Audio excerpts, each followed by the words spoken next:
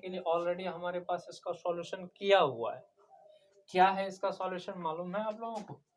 हम ट्रायंगल बनाते हैं, इसमें पाइथागोरस ट्रायंगल है, ये आर हो गया, इलेक्ट्रिक फील्ड इंटेंसिटी टोटल निकालने के लिए ई वन का स्क्वायर ई टू का square 2n E1 E2 cos theta यहाँ पर अल्फा होगा वगैरह वगैरह सब हमने किया हुआ है, कोई दिक्कत नहीं है।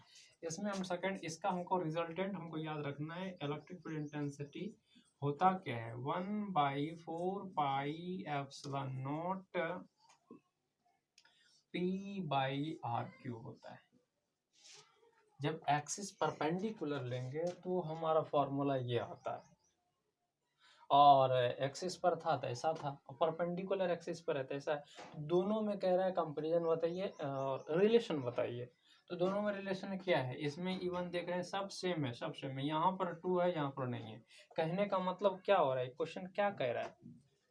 क्वेश्चन कह रहा है दोनों का मतलब बताइए, तो हमको E1 यहाँ है E2 यहाँ, इसमें देख रहे हैं 2 टाइम्स है, इसमें 1 है, तो इसका मतलब दोनों का रेशियो निकालेंगे, दोनों एक दूसरे से डिवाइड कर लेंगे, तो हम क्या कर सकते हैं, डिवाइड करने के बाद जो निकलेगा वही हमारा आंसर हो जाएगा। और क्या, यहाँ पर देख रहे हैं ई कटेगा 2:1,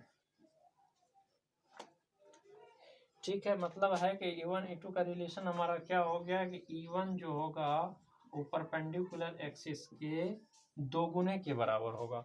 ये हमारा ऑप्शन सही होगा। रिजल्ट हमारा क्या हुआ कि E1 जो होगा 2 × E2 होगा, ठीक, कोई दिक्कत नहीं। हमारे को यदि फॉर्मूला कंसेप्ट क्लियर है ना पहले का प्रीवियस लेक्चर का, तो उसमें कोई तरह का दिक्कत नहीं होगा।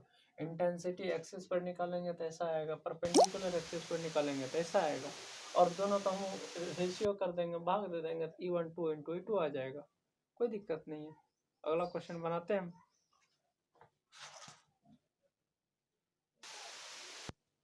अब अगला क्वेश्चन हम देखेंगे, इसमें देखिए अगला क्वेश्चन क्या कह रहा है। एक चालक गोले को कुछ धनावेश दिया जाता है, सेंस समझिए, चालक गोले को धनावेश दिया जाता है। यूं आप जानते हैं कभी भी धन आवेश को दिया नहीं जा सकता है, ट्रांसफर आवेश सिर्फ और सिर्फ इलेक्ट्रॉन ही करता है, तो इलेक्ट्रॉन से ही आवेश ट्रांसफर होगा, पॉजिटिव से नहीं, प्रोटॉन से नहीं। इलेक्ट्रॉन का कमी है, इसका मतलब है इलेक्ट्रॉन उससे निकाला गया है। यदि पॉजिटिव है, सीधी सी बात, पॉजिटिव है नेगेटिव है, इलेक्ट्रॉन निकल गया तो वहां क्या होगा, पॉजिटिव ज्यादा, और प्रोटॉन निकल गया नेगेटिव ज्यादा। और प्रोटॉन निकलेगा तो नहीं, या तो इलेक्ट्रॉन उस पर डाला जाएगा या उससे इलेक्ट्रॉन निकाला जाएगा। बात को बहुत अच्छे से समझना होगा। तो इसमें क्वेश्चन कह रहा है एक चालक गोले को कुछ धन आवेश दिया जाता है, वो धन आवेश दिया नहीं जा रहा है, बात है कि उस गोले से इलेक्ट्रॉन को निकाला जा रहा है। जैसे ही इलेक्ट्रॉन को निकाला जा रहा है, इसका मतलब इलेक्ट्रॉन की कमी हो रही है। इलेक्ट्रॉन की कमी हो रही है, इसका मतलब क्या हो रहा है कि नहीं, इलेक्ट्रॉन का कमी मतलब द्रव्यमान का कमी। इसका मतलब है कि उस गोले का आवेश, उस गोले का द्रव्यमान जो है कम हो जाएगा, क्योंकि इलेक्ट्रॉन कम हो जाएगा, इसलिए उसका द्रव्यमान कम हो जाएगा। क्वेश्चन ठीक है। अगला क्वेश्चन हम बढ़ते हैं।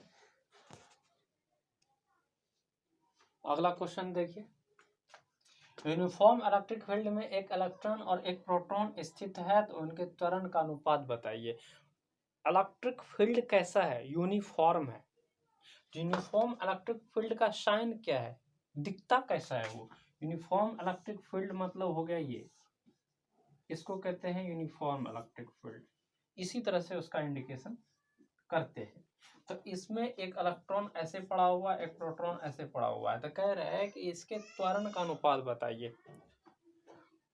त्वरण का अनुपात निकालने के लिए हमको क्या है, हमें मालूम है कि दोनों पर फोर्स कैसा लगेगा, पहले ये बताइए। दोनों पर फोर्स इक्वल लगेगा।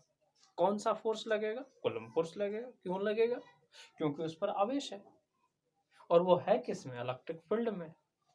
तो उस दोनों पर जो फोर्स लगेगा, क्या वो फोर्स इक्वल होगा, तो हाँ इक्वल होगा। क्यों इक्वल होगा, क्योंकि दोनों पर चार्ज जो है बराबर है। तो दोनों पर चार्ज बराबर है और दोनों उसी इलेक्ट्रिक फील्ड में है।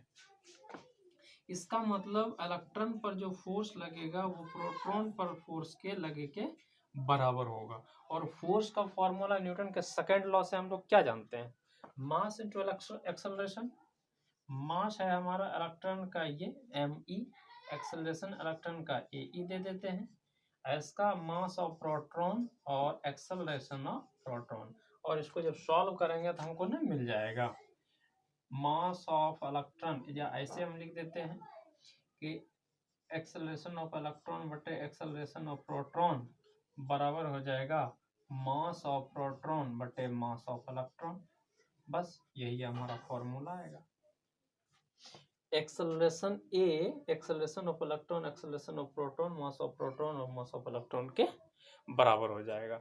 तो इस तरह से हमने देखा सारे क्वेश्चंस का आंसर बहुत अच्छे से। और हमें नहीं लगता है इसमें, एक बात इसको और फिर से देख लेते हैं, इसमें इलेक्ट्रिक फील्ड में इलेक्ट्रॉन है प्रोटॉन है, दोनों सेम होगा। क्यों सेम होगा? फोर्स इसका, क्योंकि दोनों पर चार्ज जो है इक्वल है, और यूनिफॉर्म इलेक्ट्रिक फील्ड में भी है। फोर्स को हमने बराबर किया, न्यूटन के सेकंड लॉ से फोर्स का फॉर्मूला लिखा, और हमको एक्सेलरेशन का अनुपात निकालना था तो द्रव्यमान इधर आ गया। कोई दिक्कत नहीं, आगे बढ़ते हैं। धन्यवाद।